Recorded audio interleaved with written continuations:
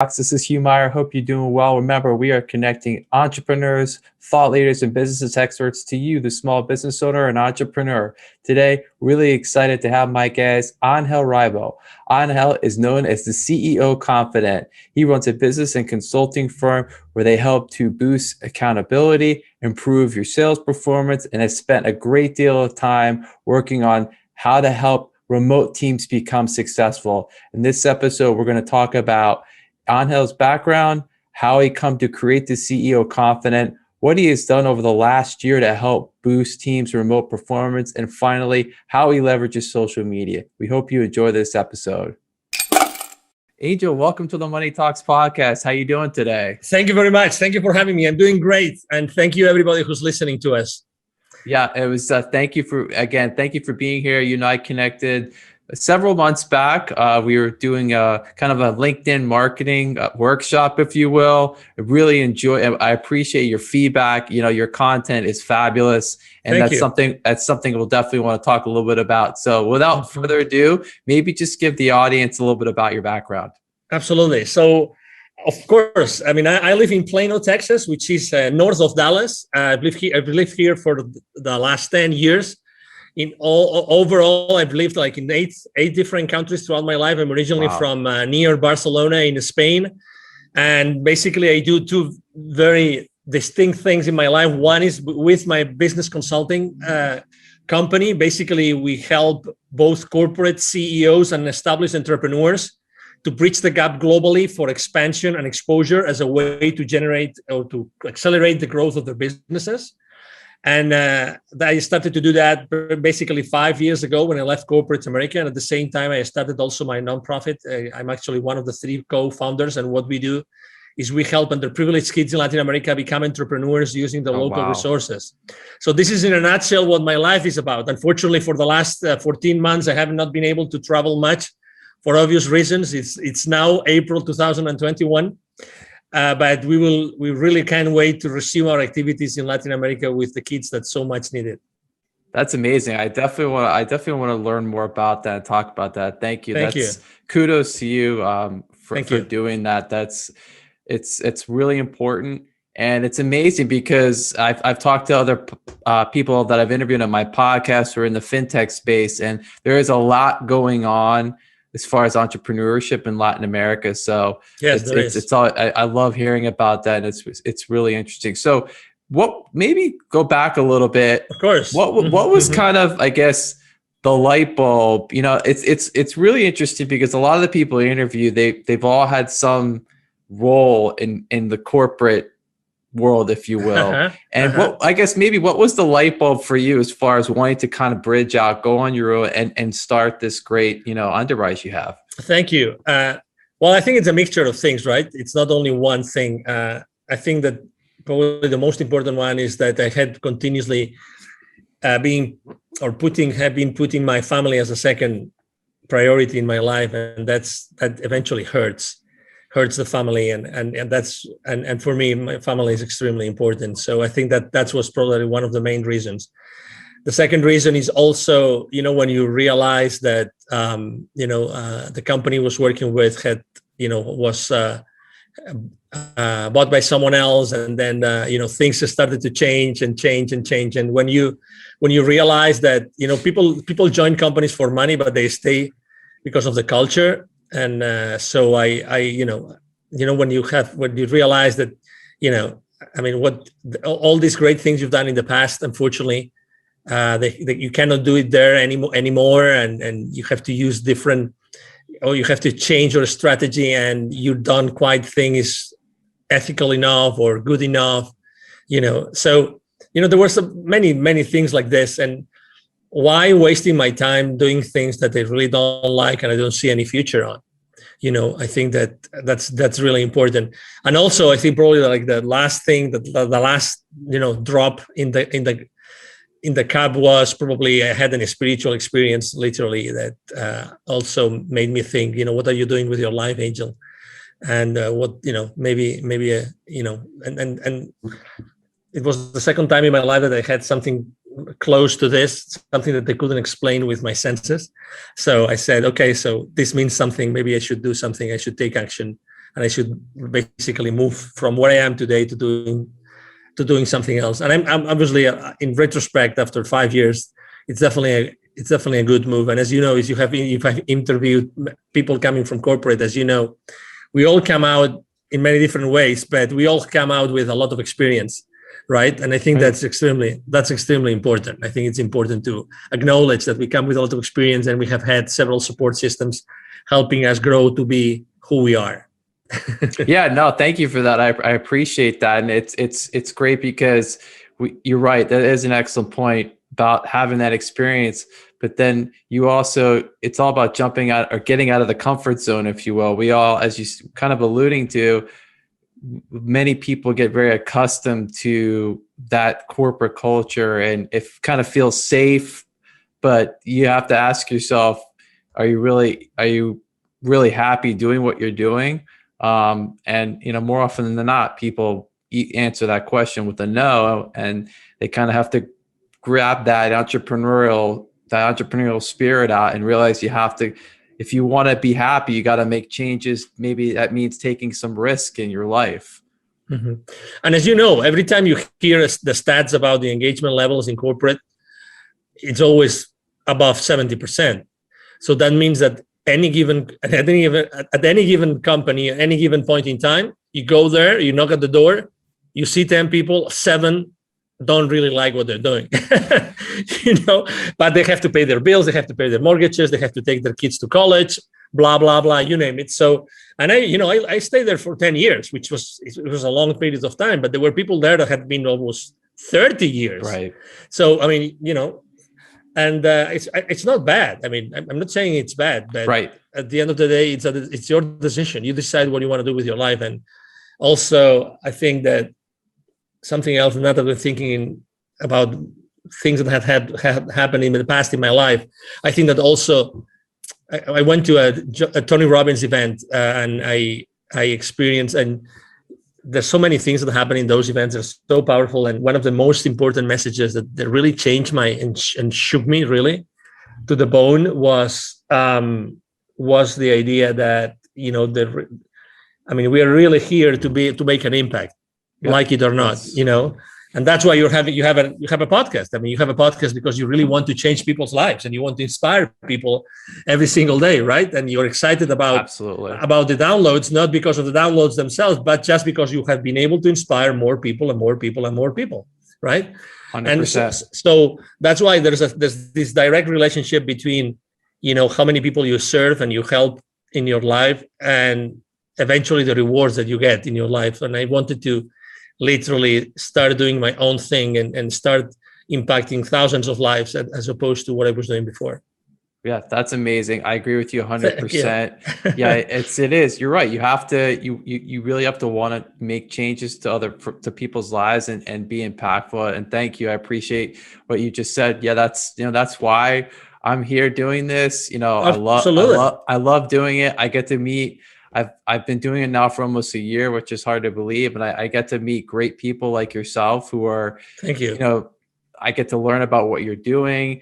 We get to talk about your life and how you meet, how you help other people, and the message gets out, and it's tremendous. It's exciting every time I do this. And I'm always appreciative of the time of my guests. So maybe as we kind of move forward, I guess talk a little bit about your process as far as, when you're maybe meeting with a new client, and maybe take us through how that works. Yeah, of course. So the reason why, I do what I do as far as, professionally speaking with my consulting business is because I had helped more than 1,500 companies in 36 different countries. So that's what allows me to say, okay, so I'm going to put in place a system that will allow systematically both entrepreneurs and companies to, keep on growing their businesses, accelerating the growth of the businesses by expanding the business over there. So basically, the first conversation with any company or any entrepreneur goes the same way. So, okay, so why would you like to go abroad? Why would you like to go global? Why would you like to take your product or your service to a specific place, a specific geography in which you are not present right now? And the reasons are different, right? Some people I just want to make more money out of what I already have. Other people say, I would really like to have my business and travel with my business. And I would like to use the excuse of my business to travel to other places, which is a very genuine, authentic way to think about it. And as you know, there's many professions that are actually already doing that, like real estate people, professionals. They do that all the time. They go and go all over the place, all over the world to buy properties, and they have fun doing it, and they're still doing business at the same time, right? And then after the reasons, we talk about the reasons, and the reasons are there. Then we talk, okay, so what changes are you open to make to your current state of being and company and culture and everything?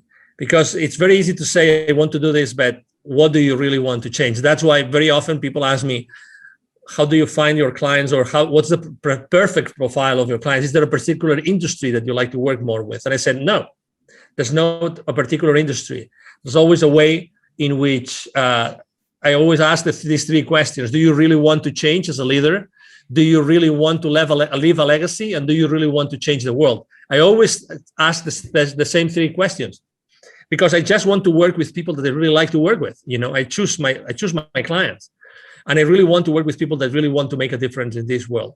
The same way I'm doing it every single day. I want them to do the same thing, and I would like to work with them and support them in doing that. And I think that is really important. Then we have a conversation about, do you have the resources? It's very important. I mean, going abroad is not just, or going global or international. It's not just, okay, I want to go, let's test the waters. You have to make a decision to do it, okay? There's several ways to do it. And you can, let's say there's several levels of, engagement, and you can go full in, and you can go maybe test the waters and find maybe some business partners and start, selling your products and services. It depends. Everybody's different, but you have to make sure that you're going to stay in that mode between 1 year, 1.5 years. Because if you only want to do it for a few months, it's not worth it. You don't need me. The same way a lot of entrepreneurs like us, they think that as they're already present online, they already have a global business. And that's not true, because it's the same as, and I see that every time I go with my foundation as well. I go to many different Latin American countries, and you would think every country we speak Spanish, so it's almost the same culture. It's not the same culture at all. So even if we speak English right now, only a few entrepreneurs out there, really have thought, okay, so is selling to the US the same as selling to Canada, the same as selling to Australia, the same as selling to the UK? And the easy answer would be, of course it is. They all speak English. It's not true. It's not true. And talk to any advertising company who's present globally. You have any friend working on a marketing department or on an advertising large corporation that they work globally? Ask that person, do you guys really take into consideration the different cultural realities in every single geography in which you advertise your products or services? Of course they do. Right. But we tend to think that things are simple, and things are no. It's the same thing. It's not the same thing. So if they have the resources, they really want to do it, they're really open to change the status quo, then probably typically it's a go. Typically it's a go. And then, we decide, we discuss the details. What's the best time frame? How are we going to adapt your products and services to the new market? How are we going to find the right partners for you? Do you want to set up a specific distribution channel? Do you want to go there, or do you want to tap onto the door of, or knock on the door of the top 5 clients of a particular industry, which are good for you, good fit for your products and services? It's more like a qualification set of questions that allow my team and I to see exactly what we can do for that particular company. That was tremendous. Thank you for that. I really enjoyed all of it, but especially the first part, because you're very specific as to, you were talking about the 3 questions that you ask, very specific. And it's important it's too many reasons, but one, as the entrepreneur, as the business owner, it's important that you're, distinguishing yourself, and that really is really speaking to your value proposition as far as, this is what we're trying to find out. If you can answer these questions, I can help you. If you can't, we probably can't work together. And that's important, that you've created this niche, and, you're able to have these questions and get them answered. So I think that's really important. And then what you were just talking about, as far as, understanding, you have a great understanding of the cultural differences, because in this day and age, like you said, everyone wants to go global, right? And if to your credit and to your point, it isn't that simple, just because, these languages are spoken in so many countries. If there's one thing I learned from business school, it's the culture. So I distinctly remember these conversations having with one of the professors about how different it is to do business in these other countries, whether it's in the Far East or Latin America. It's not the same. You have to understand the cultures. And that's really important that you help people realize this right at the start. Exactly. And that's why, after so many years, 20 plus years working in 33 countries, with all the network of potential partners of my future clients that I have developed, how important it is for you that you are going to, let's say, disembark on a particular country and you already have a trustworthy partner, right, that you can start working together. That's gonna make a big difference. Going with, holding hands with someone local that knows everything, that's gonna help you and is gonna teach you everything, obviously in return of a margin or any other, arrangement, commercial arrangement, but still. And this is one of the most important assets that we have. We know local people in all those countries that can help, really shorten that ramp up period that they will need for their experience of going global or starting, to commercialize their products and services in that market. Yeah, 100%. Have you found, obviously we all like to forget all the events that occurred last year. They were, clearly awful, very difficult, no matter where you were in the world. As far as in communicating with, your clients and prospective clients, do you see, or have you found that more and more of these prospective or your clients have this, really this sense of urgency now that, going global is so important, and that if we've learned anything, you and I are here on a Zoom call, we have this ability to communicate and get things done. Have you found that sense of urgency has increased now because people realize maybe I don't have to get on a plane, 200 days out of the year? Exactly. And I was one of them. I remember 1 year, I did 230 flights in a year. Wow. In 12 months. I don't know how many hotel nights I have no idea, but obviously those were a lot of legs, a lot of flights, a lot of planes, a lot of destinations. So to your point, absolutely, because the people are realizing that, the market conditions have changed. And the same way I have to tell you that not everybody, that's funny, because you would think contrary to what your common sense would tell you, there's also a lot of people that are not ready to sell online. So again, having those, I couldn't agree more with you. Right now, companies are really wanting and needing to go global, and accelerate the growth of their businesses more than before. They want to make the most of their services and products, and they don't know exactly how to do it. And that's why having local partners that have already proven, that they have already been successful in whatever they have done before, I think it's extremely important. So things are changing. The other day, I was having a conversation with a medical devices company. I was having a conversation with he was the SVP, I think, the SVP of that company, $700 million revenue. Okay, so decent company. And he was complaining about the fact that he had lost, in the last 12 months, he had lost probably 3 or 4 of his top salespeople because they were not comfortable selling online. Interesting, exactly. Very interesting. So if they couldn't shake the hands of the people, they couldn't see them face to face and sit on the same table and then go have, grab lunch or whatever. Right. They couldn't keep on closing those multi-million-dollar deals. Isn't it amazing? So obviously the company, what the company is doing is providing them with, online training once a week on how to sell, how to be fully present, how to do the most of this kind of interactions that you and I are having, right? How do you have to conduct yourself? Where do you have to look? What kind of conversations? What do you have to show? What you're going to show? Right. How does it have to be designed? Everything has changed. And I have to tell you also, I'm really blessed that I'm in Texas. As you know, Texas is one of the most open states in the union. I mean, we've been fully open since March. Right. All the stats are going down and down and down, every single day. But I have to tell you also that for the last 12 to 14 months, I never stopped having face-to-face meetings, ever. I had lots of coffees in coffee shops, and instead of restaurants, coffees in coffee shops, maybe short coffees, right, maybe outside in the patio, whatever, with a lot of, C-level executives here, no matter what. So that's what life is about. I mean, to be honest, you're a human being, and we have to really, everybody feels differently about what's going on in the world, but life continues. Right. And executives still have to hit certain, revenue levels and hit certain profit levels and cash flow levels, hopefully, so they can keep on growing their businesses and providing, obviously, all the employment positions and that they're offering so far. Absolutely. I mean, I think the word that comes to mind as you're just speaking, and thank you for that, is adaptable, right? I mean, people, it doesn't matter what you do for a living or what maybe you've changed and you're doing now. We've all had to have some measure of adaptability over the last year.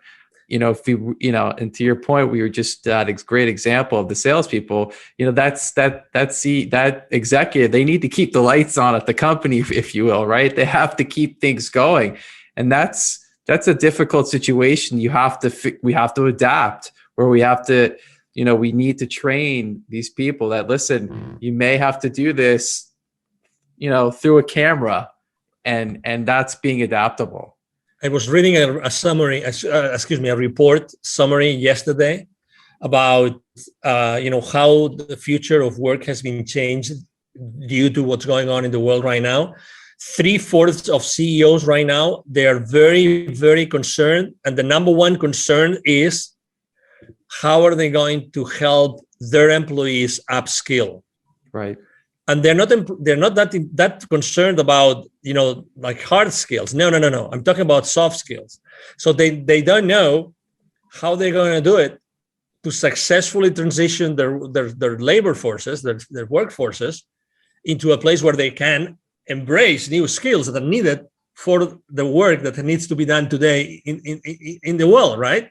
So, I mean, at the end of the day, we're all human beings. At the end of the day, C-level executives are the same as you and me. They have their own concerns, they're different concerns, because their outreach and their levels of responsibility, depending on the size of the company, is huge.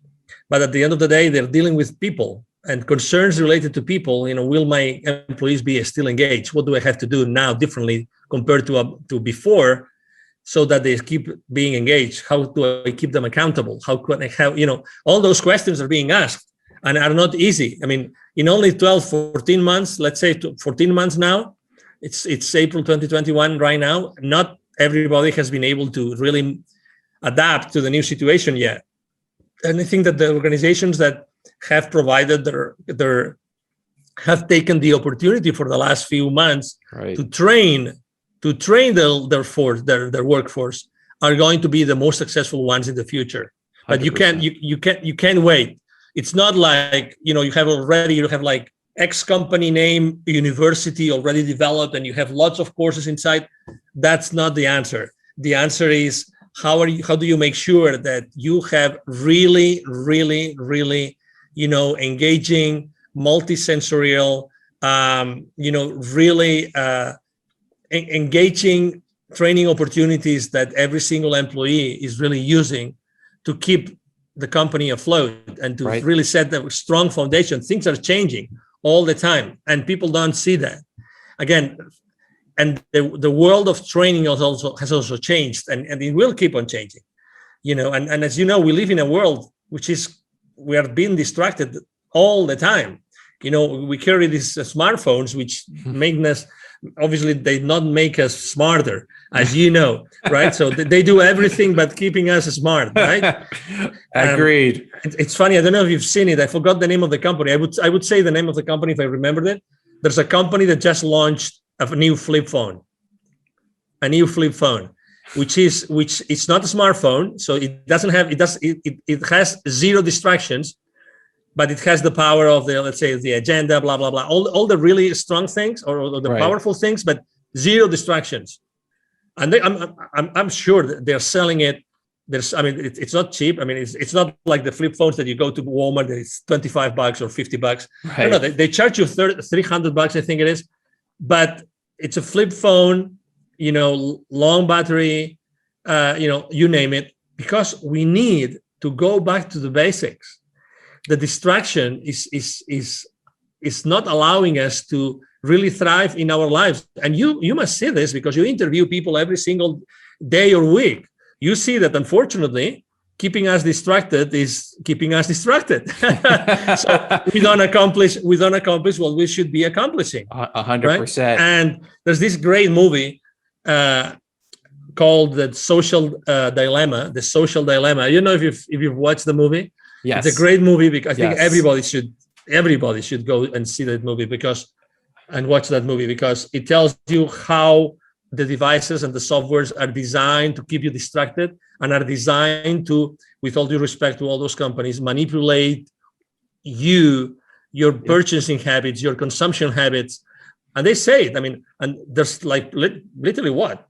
9, 10, 11 high-level former social media companies that are telling you the story and explaining you, this is how we do it. Right. This is how we manipulate you. And they say, we don't allow our kids to have cell phones. We don't allow our kids to have the cameras on their computers. Right. There's a reason. There's a reason why this is happening, So it's like the cars. I drive this 2006 convertible, and I'm not going to change it because I don't want a computer. I don't want anybody to get into my computer, the computer of my car. You know what I mean? Yes. As much as I like technology. I worked for 2 very successful high-tech companies, and I love technology. But I tell you, I don't want anybody to get into the brains of my car. I love driving my 2006, and I will keep on driving my 2006 until I don't know. I get it. No, those are really valid points, and it actually, I'm sure this is, you have to deal with this, and probably more and more so now. Is how do you recommend to your clients, the executives, really, I guess, keeping that performance of the team, if you will, at a high level?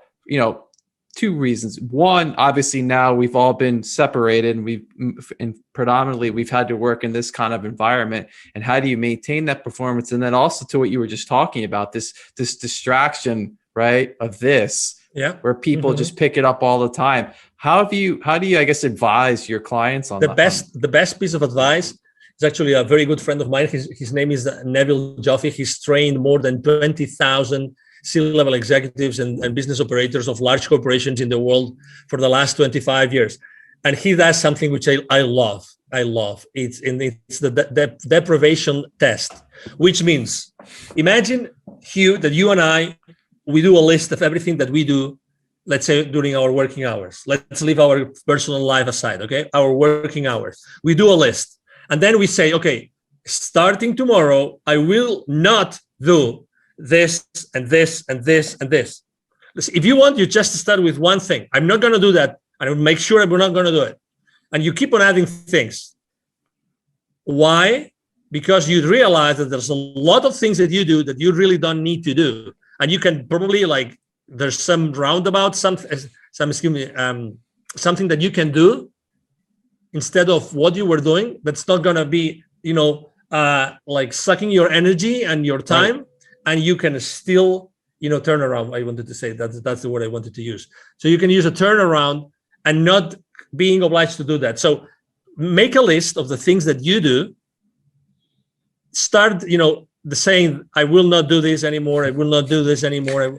Really, like processes that you every single day you do, and you will realize how you really don't have to do many of the things that you're already doing. And I love that test, the deprivation test. I love it because it's like looking at yourself at the mirror. Right. You can't hide. I mean, you are there. It's you. You either like yourself or you like yourself, right?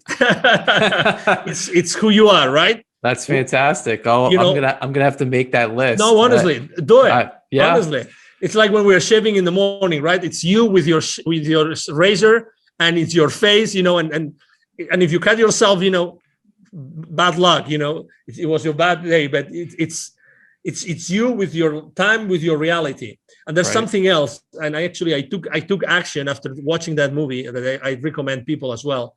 They actually, what they did is they made an app called Moment. These former executives that left the social media companies because they didn't think that it was the ethical thing to do, like staying at the company and manipulating people. They actually came up with an app called Moment. I use it. It's going to change your life if you use it. Okay. Moment. It helps you. It's like the AA people, there's a process to get out of alcohol addiction. Is the same thing. They take you step by step, how to start putting the cell phone aside, the smartphone aside, and not take the power out of your life and out of yourself every single moment. Fascinating. That is. I'm gonna check that out. Check it. This is a podcast chock full of advice, not just professional, but personal. Absolutely. Thanks. Absolutely. So thank you. Thank you for appreciate it. So I always spend so much time asking my wonderful guests many questions, and I appreciate them being here. And I always give the opportunity of the guests to ask me a question. So I'm giving you the mic, and feel free to ask away. Okay, from 1 to 10, how difficult do you want me to ask you the question? Oh, wow. The question to be from 1 to 10. Let's do it. Let's do an 8. An 8. Okay. What keeps you up at night right now, Hugh? What keeps me up at night right now? I think honestly, it's the education of my kids, and how I think, if anything, it's very worrisome. Obviously what happened over the last year, we can't change it. It's already happened, but you really start learning more and more about how your kids are being taught in schools. And to me, that's very worrisome, because they're going into a world that, you don't, having a degree from a Harvard or a top-notch school, more and more people are not really looking at that anymore. They're looking for more entrepreneurial, thinking people that can work with teams and on projects. And I feel like our education system in this country it's not built that way. It's built completely, it's an antiquated education model. And I think it has to be changed. And I know there are entrepreneurs out there that are now doing these things. Obviously, it's not available to everyone, and it could be expensive, but at least you're starting to see some changes as far as these people realize we can't teach our kids this way anymore. It's not about test taking skills. It's about problem solving and speaking. And this is what's important. This is what's going to help them as they go forward. So I couldn't agree more with you. It's funny. I don't know why I asked you that question. I'm extremely involved with the education of my kids as well. I'm very worried as well. I used to be volunteer in the school. Unfortunately, here where we live, they closed down the schools. We literally cannot go inside the school to see what our kids are doing. We cannot do that, which is insane. But to your point, I mean, absolutely. The type of people that are needed in the world today has nothing to see with the type of people that leave the system. And absolutely, to your point. And obviously for the last 14 months, what has happened inside the schools, unfortunately hasn't helped the kids to be smarter, brighter, feel more loved, feel more cared for, or even have a better mental health. Agreed. I mean, you talk to the therapist, talk to the counselors, and you will know.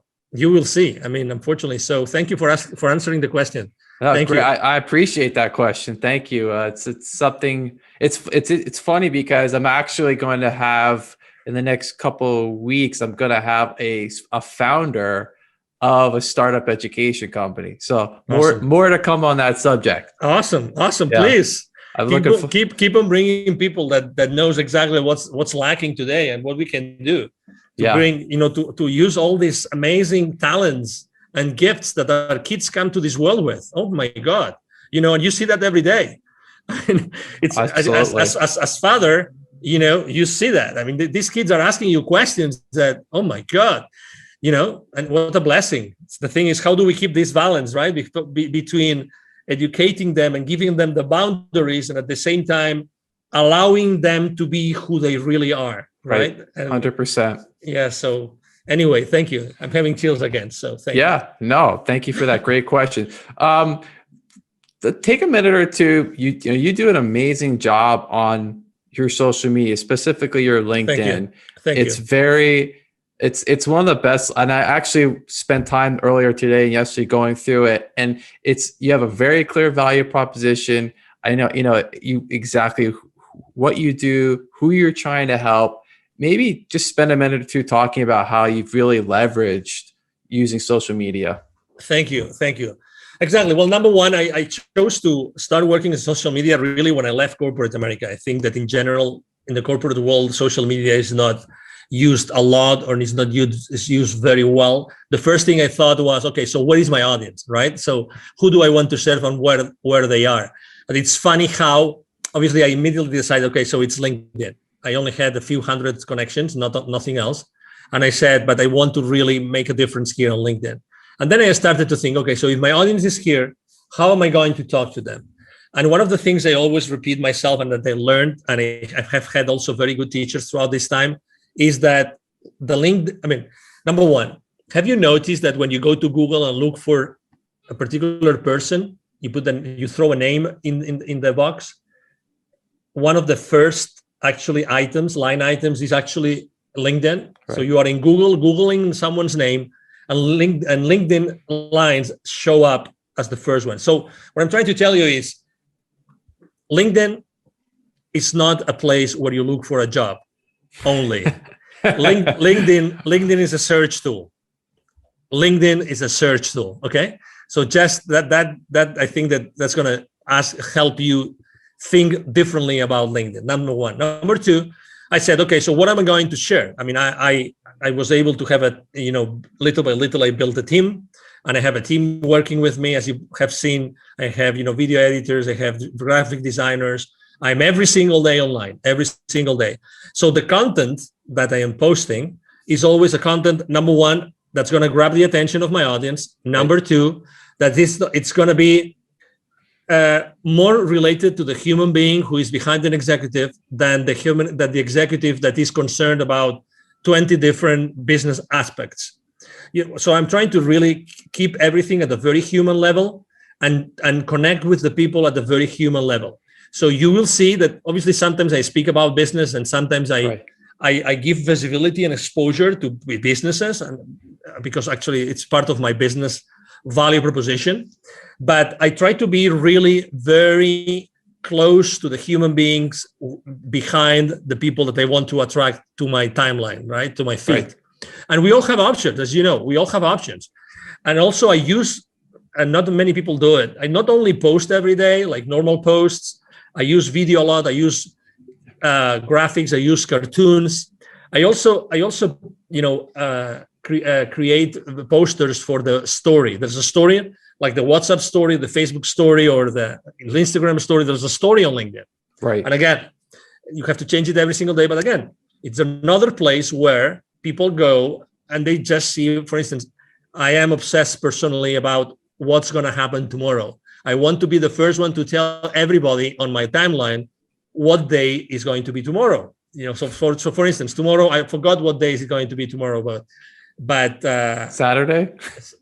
So it's going to be Saturday, but I don't remember. It's going to be the National something day. Okay. So I am always talking about what day is it going to be tomorrow. So now I could go to LinkedIn and I will see that my team posted about what national or international day is it going to be tomorrow. And as opposed to do what everybody does, which is posting about what international day is it today, I always do about what international day is going to be tomorrow, just because I want to give my audience a head start, so they go to the office and they already know what's going to be tomorrow. Or maybe if someone needs to buy something or needs to do something, they have one day head start to do that. You know what I mean? Absolutely. And again, and there's days which I talk about innovation, about creativity. I talk a lot about building bridges, because I think that for the last 14 months, a lot of bridges have been burned. Right. And I think that we have to build bridges. So that's another important part of my strategy. And the third one is really when I reach out to people to connect with me, which, by the way, it's more and more difficult on LinkedIn. Just this week, they limited the number of people you can connect with. I always try to connect with a very short initial message. Right. The connection request message is always very short, as if I was on a face-to-face meeting and I was meeting that person on a networking event, literally. Okay. So I always say something like, I would like to connect with you. So might we help each other? We might be able to help each other in the future. Or I just say, I would like to connect with this kind of leaders. So you are already filtering the people that you connect with. Right. You don't want to connect with everybody. No, right? That's right. Exactly. So again, you have to be strategic about what you do online. So those would be probably like the top 3 pieces of advice I would like to share with the audience. And I'm very consistent on, if you go to Facebook, you go to Instagram, you go to Twitter, you go to WhatsApp, you will see that I have the exact same message every single day on all my social media outlets. So I'm very consistent. So everybody looking for me, or everybody that's going to find me, they will see that I have the same message in all my platforms. I think that consistency is also very, very important. Absolutely. Huge. 100%. Well, and I always conclude my episodes with pieces of actionable advice, and you've outdone yourself and done a great job here. I appreciate you doing that. Those are great pieces of advice as far as how to really leverage your social media and being consistent. So I want to thank you for that. I want to thank you for being here with me and the audience today. It was really wonderful to finally talk to you in person, learn more about what you're working on. And, I wish you all the success as we get through the rest of 2021, and definitely want to have you back on in the future. So Angel, thank you for being here today. Anytime. Well, thank you. It's been an honor, Hugh, really, thank you for having me. If I may, maybe if I could just share with the audience my email address, if it's a possibility. Please. Thank you. So just, besides going to social media and, writing a message, which I'm going to answer, because we answer every single message. My email address is very easy. I'm going to share my personal email address, the direct, which is Angel, ANGEL, at angelribo.com. Ribo is my last name. It's 4 letters, R-I-B as in boy, O. Again, Angel at angelribo.com. And really, it's been a pleasure to have this conversation with you, Hugh. I've enjoyed the conversation a lot. And obviously, thank you, everybody who's watching us today. Thank you again, Angel. It was great to have you. Really appreciate your time and thoughts. Remember, everyone, we'll be back next week with another episode of Money Talks. Please like and subscribe on our YouTube channel. We'll be back next week. This is Money Talks. I'm Hugh Meyer. Take care.